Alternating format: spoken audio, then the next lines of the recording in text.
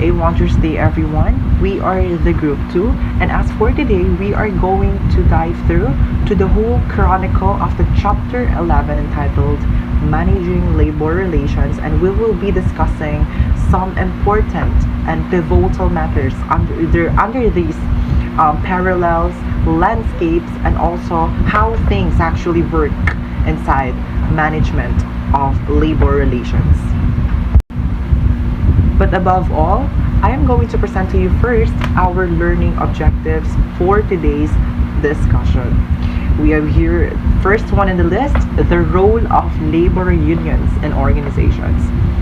The trends in unionization. Of course, the unionization process. We have here also the collective bargaining and for sure negotiating labor agreements. Alright, so as for this chapter, no, I think it's better if we start diving in. Before we start diving in, we have a little bit of an encapsulation or sort of like an overview of what this chapter all about, or what this chapter actually talks about, or try to like provokes us about. So in this chapter, we focus on the management of labor relations. We start by, of course, assessing the role of labor unions in organizations. We examine trends in unionization and describe the unionization process itself. And then the collective is also discussed, followed by a description of the issues involved in, negotiating labor agreements. And for sure, the chapter closes with a discussion of the administration of labor agreements. All right, so just a little bit of a landscape, no, kung ano ba talaga yung role ng management in labor relations. Of course, it is the overall interaction of employees, their exclusive representatives in management to resolve, of course, bilaterally concerns affecting the working conditions of bargaining unit employees. So, ayan, dito sa chapter na to, we are going to have some tips and strategies to help you manage employee relations more effectively. Ayan, we ought to create an employee relations policy, talk about your company goals and values, introduce rewards and recognition, practice, open communication, revisit your onboarding process, host team buildings, events, just to help everything, all throughout the process of these such an imperative, a significant relations under this correlation, under this whole chronicle. All right.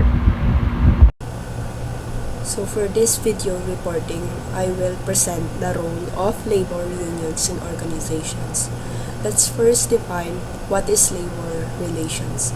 Labor relations can be defined as the process of dealing with employees who are represented by a union. So it's like a relationship between employers and employees who are specifically part of a union. So it's like negotiations between those two. Next is labor unions.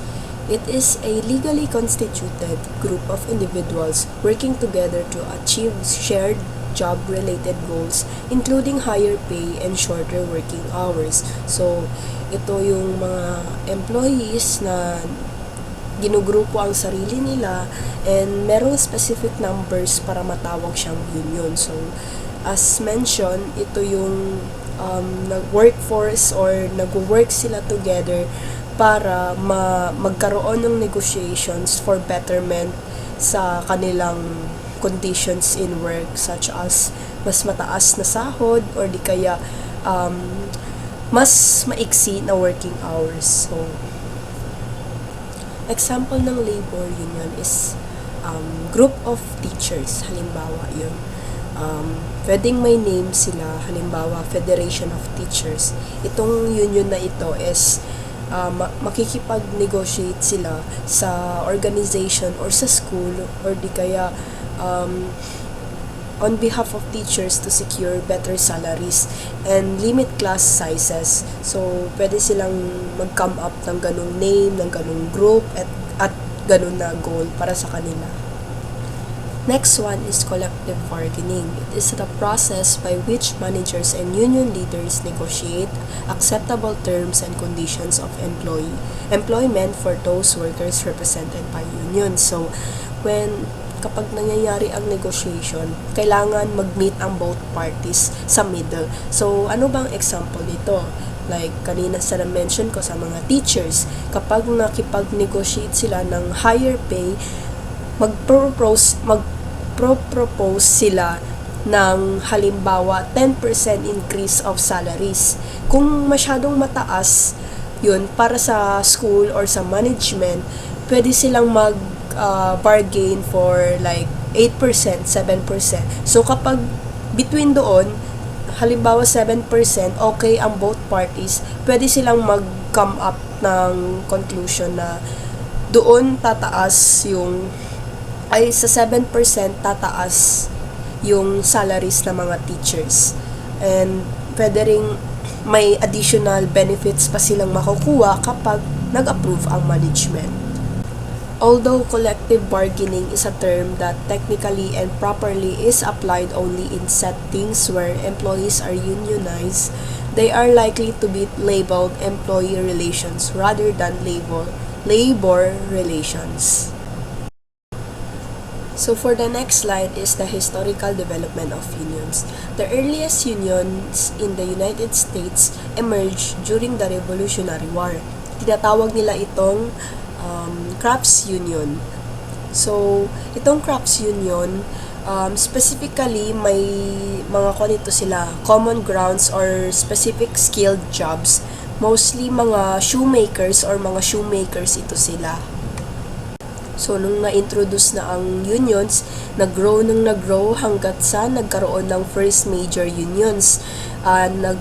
Na-founded ito noong 1869. Tinatawag silang Noble and Holy Order of Knights of Labor or commonly known as Knights of Labor.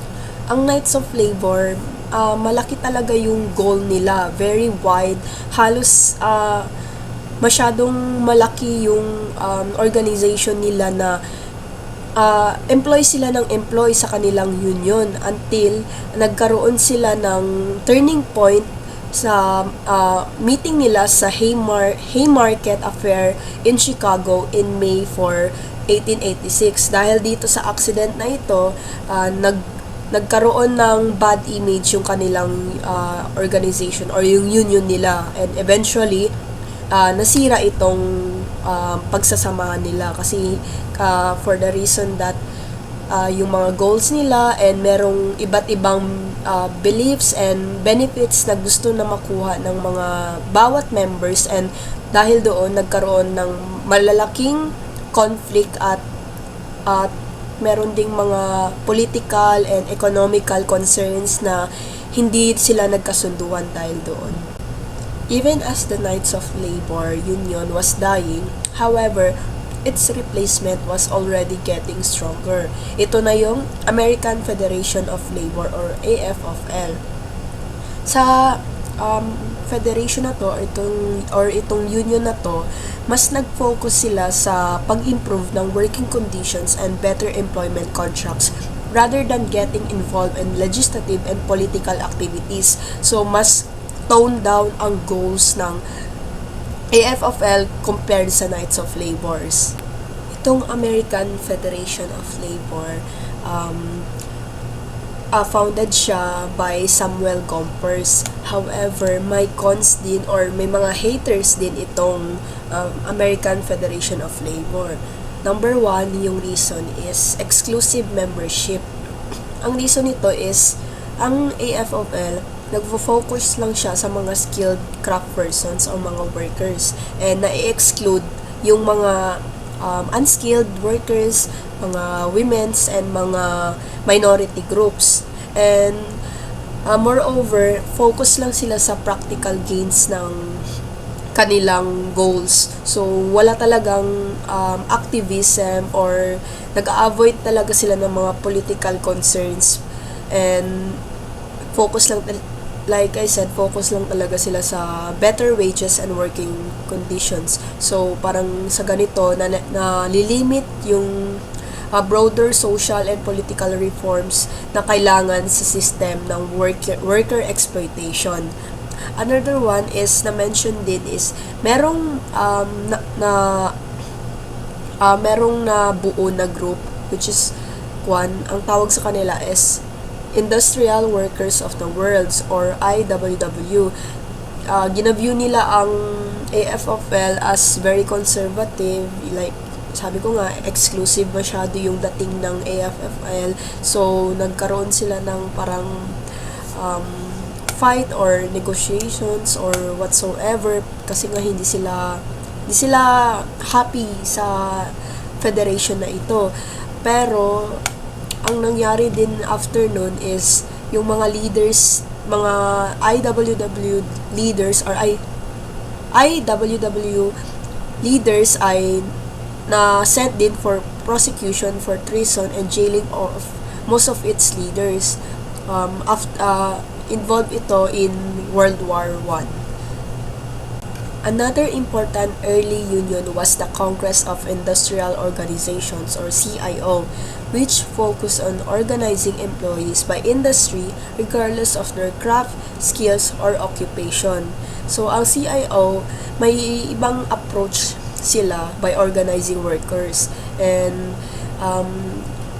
na ino-organize nila ang mga workers by industry, hindi by skills and crafts, hindi lang limit doon or hindi lang limit sa mga skilled workers ang fino-focus nila. This inclusive strategy united diverse groups of employees under a single organization, strengthening their collective voices. Ayan. So, next topic is yung legal context of unions. Partly because of the tumultuous history of labor unions in the United States, a great many laws and regulations have been enacted to deal with unions, and this legislative history is critical to understanding the development of the U.S. labor movement. So the first significant piece of legislation was the National Labor Relations Act. So this was passed during the year of 1935. So this act is more commonly referred to as the Wagner Act. Ayan, tandaan natin, National Labor Relations Act. This is commonly referred to us today as the Wagner Act and still forms the cornerstone of contemporary labor relations law. So ano yung purpose talaga ng act na to? So the basic purpose of the Wagner Act was to grant power to labor unions and put them in a more equal footing with managers in terms of the rights of employees. So, it's merely and thoroughly and meticulously focusing sa kung ano yung rights talaga ng ating mga employees, footing with managers, equally footing with managers rather, in terms of the rights of every single employees. It guides us or it serves as the voice, showcasing kung ano yung authority, autonomy, and also the freedom of each individual, each enthusiast under the organization or the prestigious organization. This act also forces employers to, bargain with properly elected union leaders and prohibits employees from, engaging in certain unfair labor practices, including yung discrimination, including discriminating against union members in hiring, firing, and also the promotion itself. So the Wagner Act also established the National Labor Relations Board or yung tinatawag natin na NLRB to administer its provisions. So the National Labor Relations Board still administers most labor law in the United States. Ayan, for example nga, it defines the units with which managers must collectively bargain and oversees most elections held by employees that will determine whether they will be presented by a union. Ayan, so tandaan lang natin na under these contexts of unions, we ought to be prioritizing kung ano ba talaga ang utmost autonomy na meron or dapat binibigay natin sa ating mga respective prestigious employees because they deserve to be respected, and in order for us to deliver the utmost respect that they actually needed from us or that they actually needed from these highest or higher authorities, for sure they should be in the cases of like they must be heard about what are their sentiments, what are their, what are their inputs, inclusions, or something like that, you know. And also putting respect to each individuals, putting respect to their shoes, putting an utmost gratitude to what they can, to what they are actually providing inside the organization. All right, so now let's proceed to the next one. We have here the Labor Management Relations Act, or Taft-Hartley Act 1947. So this was a response to a public outcries against a wide variety of strikes in the years after World War II. As we all know, yung World War II po, it was considered as the deadliest war in the history or in the books. So yung nangyari that time, it was very tragic, it was horrendous, it was devastating for the many, especially sa ating business industry, because it was able to the world war that world war was able to destroy many facilities, including the declining moment of the economy status by that time. So its basic purpose, which is the Taft-Hartley Act 1947, was to curtail and limit union practices. Actually, it was intended to protect employee rights by unfair practices by unions. So not to mention that the act prohibits unions from, performing certain practices and requires disclosure of certain activities. But, in a simple word, or in a simple terms or terminologies rather, the primary purpose of the Taft-Hartley Act of 1947 allows union members to organize and collectively bargain with employers. It expanded, the list of unfair labor practices and required unions to negotiate in good faith as required by employers. And also the act outlawed closed shops, giving workers the right to decline to join a union. Alright. So when we say closed shop, this refers to a workplace in which only workers who are already union members may be hired by the employer. So pag sinabi naman natin union shop agreement, it includes various types of union security agreements in addition to a requirement that a non-union member can be hired, although he or she must join the union within a specified time to keep his or her job. Pag sinabi naman natin agency shop agreement, on the other hand, conversely, is one where employees can decide whether or not to join the union certified as a bargaining agent. But if the employee decides not to join, he or she must still pay a fee roughly equal to the amount of union dues. Ayan yung pinagkaiba. He has the authority to decide whether or not to join the union certified as a bargaining agent. However, despite of it all, kailangan niya pa rin magbayad ng fee or magpay ng fee roughly equal to the amount of union dues. And we have here the Landrum-Griffin Act, or officially called the Labor Management Reporting and Disclosure Act. Ito naman, it focused on eliminating various unethical, illegal, and undemocratic union practices. So this is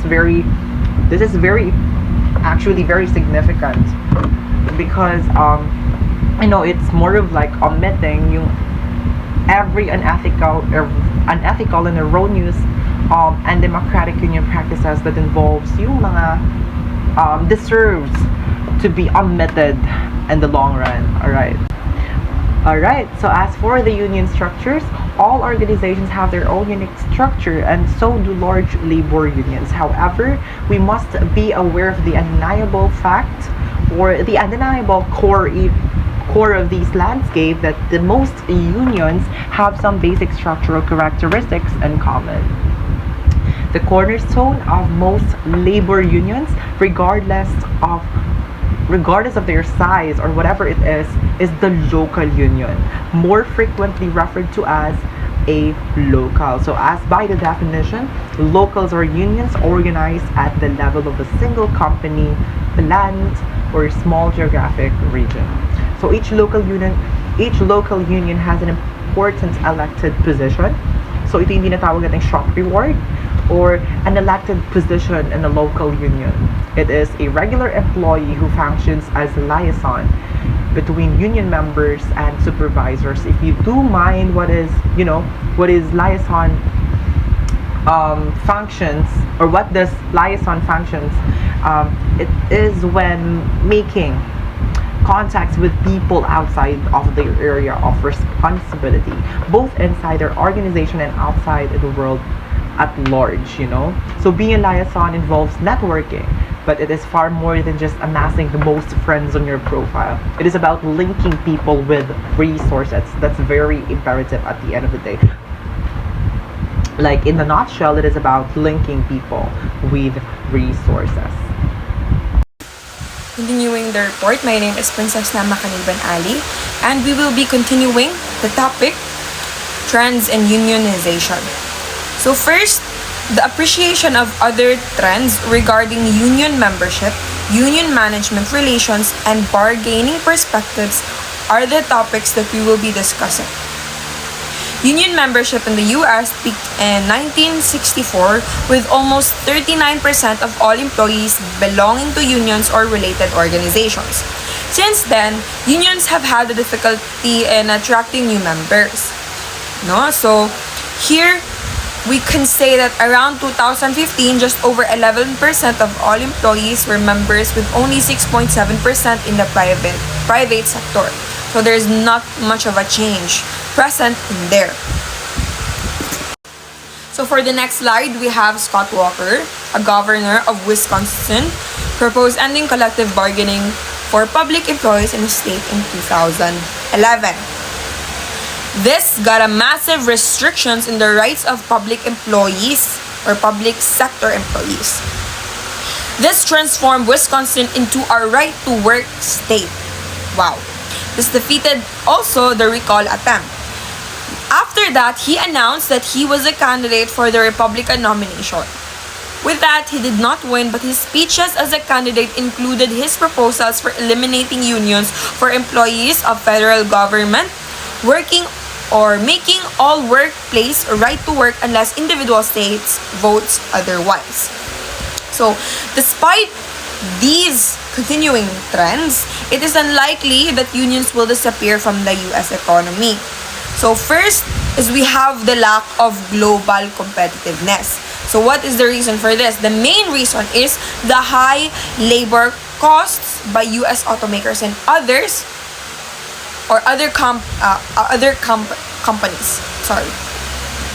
Companies such as Ford and General Motors or GM agreed to higher wages and more lucrative benefits to avoid costly strikes. So they have foreign competitors such as Asia, and these competitors have maintained lower labor costs, making around $2,000 to $4,000 cheaper than their American competitors. So that's a very huge gap. Now, just as union membership has been generally declining, so has the percentage of successful union organizing campaigns. So for the next slide, we would have the first reason is the changing composition of the workforce itself. Union members have predominantly white males in the blue-collar jobs before, but today's workforce is now composed of women and ethnic minorities. So there's a difference now. These groups have a weaker tradition of union affiliation, so their members won't join unions when they enter the workforce because of the distinctiveness and the different types of people that is composed of the workforce. Now, the second reason is the more aggressive anti-unionization strategies. So first is the changing composition. Second is the more aggressive anti-unionization strategies. This is undertaken by businesses. The National Labor Relations Act and other forms of legislation specifies strict management practices vis-a-vis labor unions. Now, companies, on the other side, are still free to pursue certain strategies intended to eliminate or minimize the unionization. So, for example, we have both Motorola and Procter & Gamble. They offer no layout guarantees for their employees and have formal grievance system for all the workers. So, that's really good. Now, there's already types of guarantees for these employees. These were once only available in unions, but now that these firms offer them without any union contract, employees don't see the benefits of joining the union. So that's the whole idea of like the trends going up and down about the unionization. Now, we have here for our next slide. So continuing with our next slide, we have in the union management relations. Now, the decline in unionization in the US has led to significant changes in the union management relations. In some sectors, the automobile and steel industries, unions remain strong with large membership and considerable influence. Now, unions are in a weakened position and have adopted more cooperative approaches with management, moving away from the previously adversarial stance in most sectors. So they have recognized their reduced power. Now, they would probably or they are trying to focus on working with the management for the benefit of their members. So that's the stance that they are going for, no? Resulting in an improved union management relations. Now, experts generally agree that these relations have become better over time, partly due to the union's diminished influence. None of this means that unions are dead or that unions and management do not still struggle with the more basic issues as well as the newer issues. So there are so many issues going on about how these union management relations going up and down over time. The issues were an interesting mix of traditional union concerns and some of the more recent concerns discussed earlier, as I've said, the two major reasons. So now we're gonna go to the next slide. So for our next slide, we would have our examples. So the first example would be telephone operators and customer service representatives complained that they were forced to work overtime and the lack of sufficient break time led to undue stress on the job. Next, problems with pay raises and the fact that the company was shifting jobs to lower paying regions of the country. One additional issue is that the stake never made it to the bargaining table. Second, or third, the wireless communication sectors has thus far resisted unionization and because that sector is extremely competitive. So we are not saying that because you're competitive, you will resist unionization, but that's one of the factors. Next, the issue of unionizing the wireless workers was never addressed in the first place. Now, the strike and subsequent settlement illustrate that while the world of union management relations is certainly changing, basic issues can still lead to labor problems. So that's what is happening inside the union management relations in according to the trends in the unionization. So we will be proceeding on the next reporter. Thank you so much. That was me, Princess Nama Kaliban Ali. Thank you for listening. The unionization process. Ang unionization process ay yung steps na kailangang sundan ng mga employees kapag gusto nilang mag-start ng union sa workplace nila. Ang union kasi ay parang grupo o samahan ng mga employees para maprotektahan ang rights nila at masiguradong okay ang work conditions nila. May mga specific na batas at rules na kailangang sundin dito para maging official ang union at para malaman din kung ano ang pwede at hindi pwedeng gawin ng management kapag may union. Why employees unionize? Simple lang. They believe na magiging better ang work life nila if they join a union. Usually sumasali ang mga tao kapag di sila happy sa ilang bagay like sweldo, benefits, or working hours. Parang they see it as a way to have a stronger voice in making changes sa workplace. Noon pa man, ang union ay nauso kasi grabe ang working conditions. As in, sobrang haba ng oras na trabaho, mababa ang sweldo, at walang benefits like rest days. Steps in unionization. Ang mga employees ay decided na mag-form ng union, may ilang steps na kailangan nilang sundin. Step 1. Kailangan may interest ang mga employees na sumali sa union. Minsan ang mga organizers ng union mismo ang nag-i-introduce nito sa mga employees. Step 2. Kapag may interest na, magde-define ang NLRB o National Labor Relations Board ng bargaining unit. Ang bargaining unit ay specific group ng employees na pwedeng i-represent ng union. Halimbawa, pwedeng lahat ng non-management employees sa isang department o site ay sumali. Step 3, kailangan makuha ang pirma ng at least 30% ng bargaining unit para mag-request ng election. Yung pagpirma nila, ibig sabihin gusto nilang may maganap na election para sa union. Pero hindi ibig sabihin nun na automatic member na sila. Step 4, kapag may sapat na pirma na ang National Labor Relations Board ang magkakandak ng secret ballot election. Kapag majority ang bumoto in favor, officially mag-i-exist na ang union. Step 5. Kapag na-certify na ang union, pipili ng officers, magsiset ng rules, mag-e-elect ng officers, at magre-recruit na sila ng members para officially mag-start ang union bilang representative ng workers.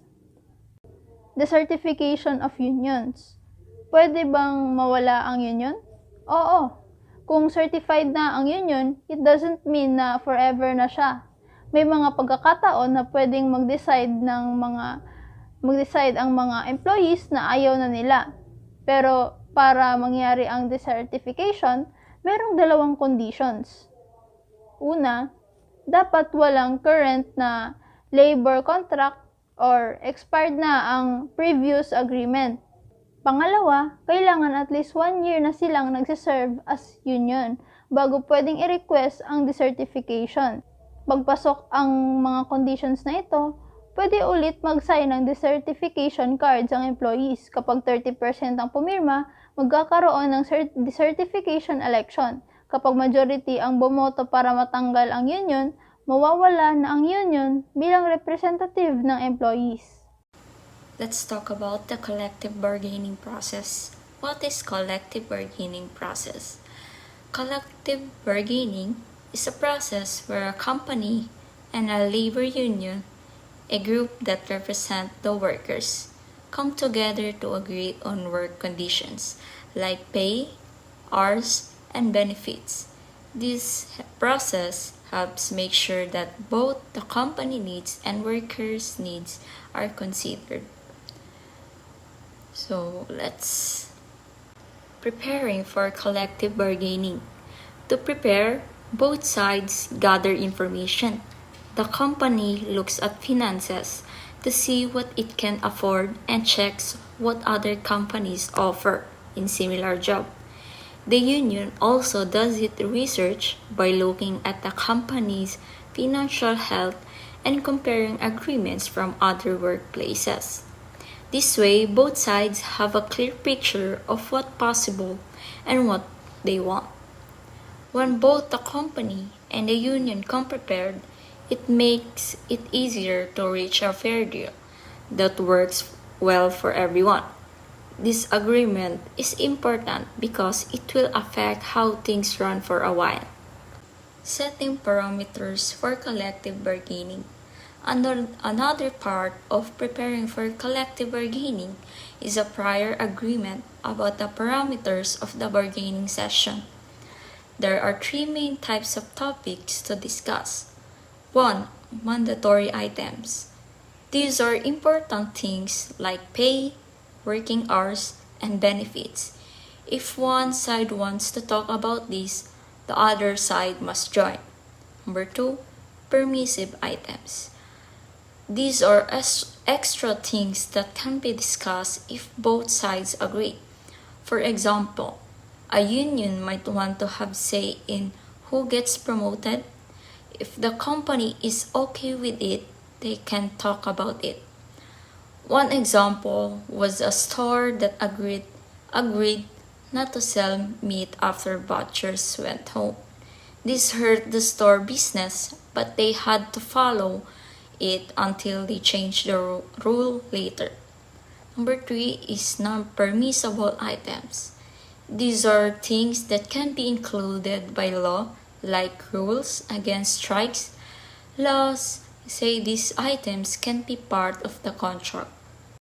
So, good day everyone. My name is Ivan Rosie Pornia. So, our next topic is about the negotiating labor agreement. So, before negotiations begin, both parties must thoroughly prepare.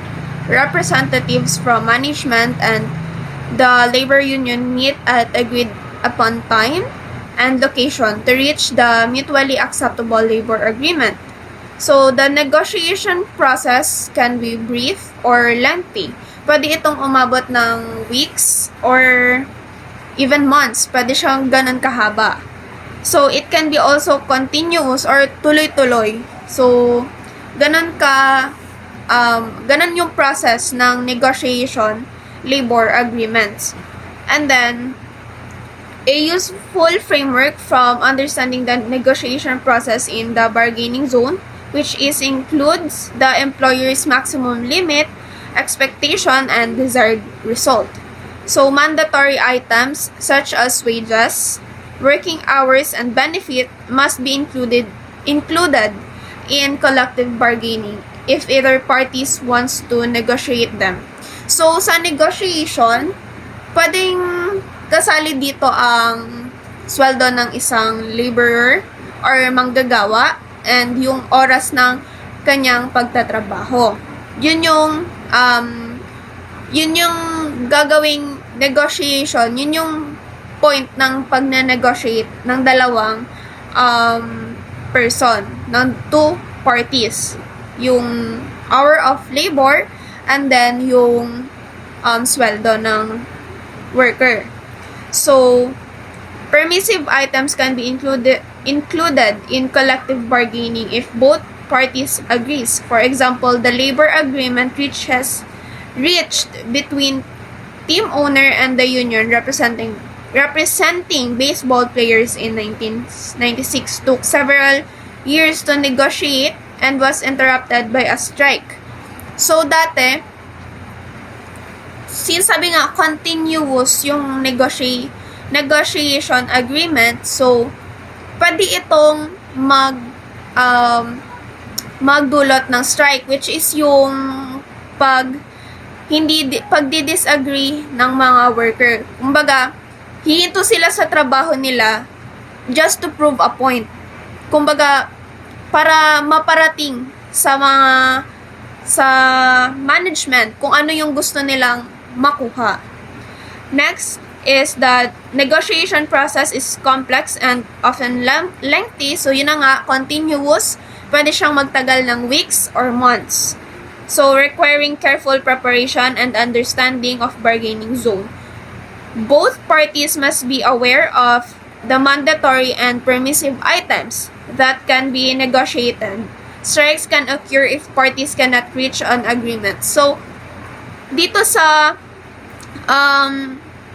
dapat before kayo mag-meet, dapat alam na ng both parties kung ano ang ina-negotiate nila. Kumbaga, kailangan dito pag-uusapan natin yung hours ng labor ko and yung wage ko, yung benefit na makukuha ko sa work na ito. Yun yung ina-negotiate ng two parties. So, hindi pwedeng may isali sila na hindi na pag-usapan before meeting.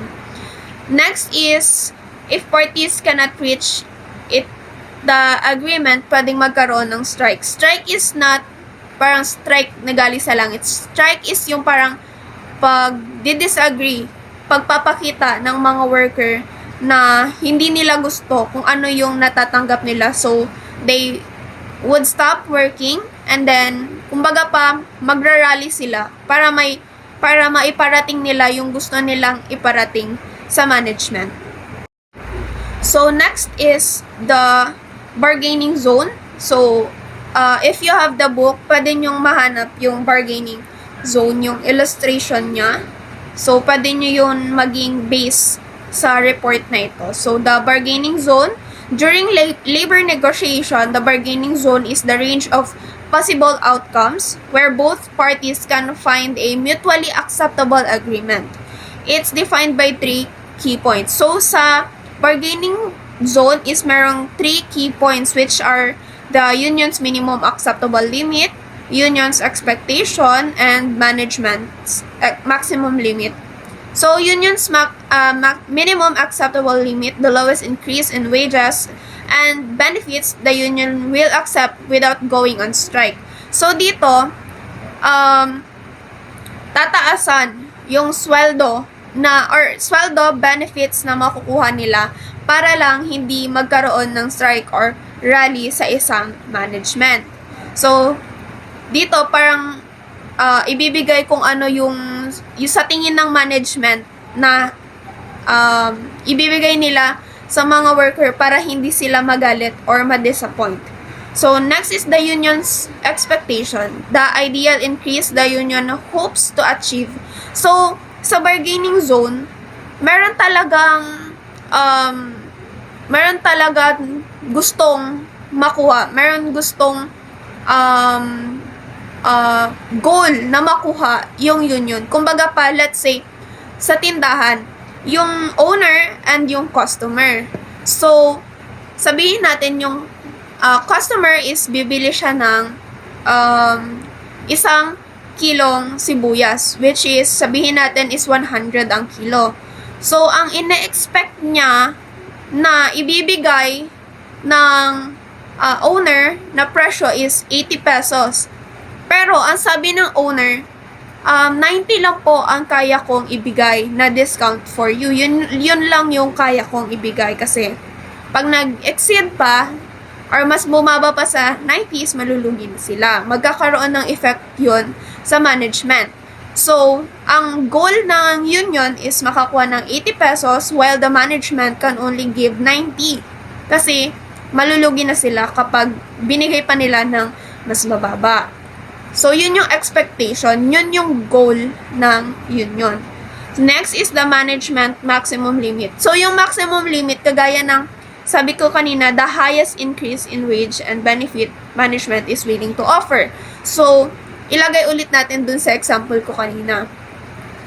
Yung willing offer ng owner is 90 pesos. Yun lang yung kaya niyang ibigay. Yun lang yung kaya niyang ibawas sa 100 pesos per kilo. Kasi pag bumaba pa nga, malulugi na sila.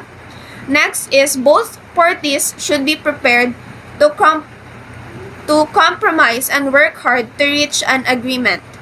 So the final agreement will likely fall within the bargaining zone, but the exact outcome depends on the relative bargaining power of the two parties. So, yung outcome ng bargaining zone is kung saan magmamatch yung both parties, kung saan sila mag-a-agree na hindi naaapektuhan yung management and hindi nagagalit yung union or yung workers. Next is this power is influenced by factors like negotiating skills, data and other settlements, and financial resources available to each party. Think of it like this. Imagine the union wants 5% raise, but the management is only willing to give 3%. So, yung 5%, yun na yung union's expectation. Yun yung gusto nilang makuha. And then, yung 3% naman is yun yung management maximum limit. Yun yung kaya nilang ibigay without affecting the whole management na hindi sila nalulugi or nasisira. And then, there's no overlap in their desired outcomes. Ibig sabihin, hindi mas malaki pa sa 5% and hindi rin mas malaki pa sa 3%. So, however, if the union minimum is 5% and the management maximum is 7%, there is a bargaining zone between 5 and 7%, increasing the chance of successful negotiation. Understanding the bargaining zone helps both sides approach negotiations strategically, increasing the likelihood of successful agreement. So, dito na nga, kapag nag-agree na yung both parties sa kanilang negotiation, more likely successful ang negotiation at magkakaroon na sila ng agreement. That would be all. So let's proceed to 11-6, no? So when the labor and management reach an impasse, they can use various tactics to break the deadlock. So the most powerful tools for unions is the potential for a strike, no? When a worker stops working to pressure management during the strike, unions are picketing to raise awareness and gain public support. However, strikes are costly for both sides. Companies may lose customers, while unions must support their workers financially during the strike. Aside from that, unions may use tactics like boycotts, refusing to buy goods from the employer, or slowdowns working at a slower pace. Some actions like wildcat strikes, are illegal. On the other hand, employers can use the lockouts, denying workers access to their jobs to put pressure on them. And in some cases, disputes are resolved through mediations or arbitrations. In mediations, a neutral third party gives recommendations, but both sides can reject them. In arbitrations naman, both parties agree in advance to accept the third party's decision. So there are also final offer arbitrations where the arbitrator must choose between the final offers from both parties, which encourage them to negotiate settlements rather than face the risk of an imposed decision. So in sports such as in the NFL and NBA, labor disputes have led to lockouts. But sometimes agreements are reached after long negotiations. On the other hand, in Liga, like MLS, the owners and players have found ways to continue playing while still negotiating, avoid work stoppage. So in some, resolving labor disputes often involves balancing the cost of strikes and the pressures of alternative actions like lockouts, boycotts or arbitrations. So in 11-6A, so dito is labor agreements often include provision on how they will be enforced. And while some parts like wage increases are clear and easy to implement, others, such as overtime, assignment, can be more subjective. Disagreements may raise if there's a perception that the contract has not been followed correctly. For example, if an employee is given overtime despite another employee being asked first, the first employee may file a complaint.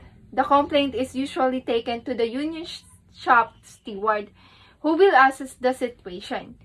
If the steward agrees with the employee, they can escalate the issues through formal channels.